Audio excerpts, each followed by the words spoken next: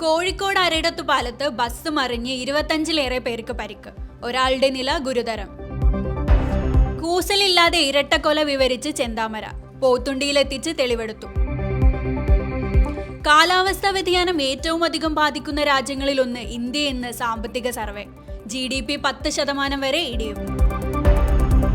Sasi തരൂരിനെതിരായ Rajeev ചന്ദ്രശേഖറിന്റെ മാനനഷ്ട case കോടതി തള്ളി.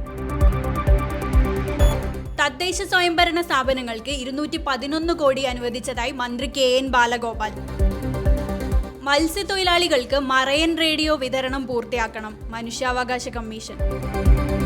തൃശൂരിൽ വിരണ്ടോടി ആനയുടെ കുത്തേറ്റ് ഒരാൾ മരിച്ചു, പാപ്പാന് പരിക്ക്. മധ്യപ്രദേശിൽ സ്കൂളുകൾക്ക് ബോംബ് ഭീഷണി, വിദ്യാർത്ഥികളെ ഒഴിപ്പിച്ചു. ഉയർന്ന തിരമാലയ്ക്കും കടലാക്രമണത്തിനും സാധ്യത, വിവിധ ജില്ലകളിൽ ജാഗ്രത നിർദ്ദേശം. കുംഭമേളയ്ക്കിടെ 30 പേർ മരിച്ചത് അത്ര വലിയ സംഭവമല്ലെന്ന് ഹേമ മാലിനി, വിമർശനവുമായി കോൺഗ്രസ്.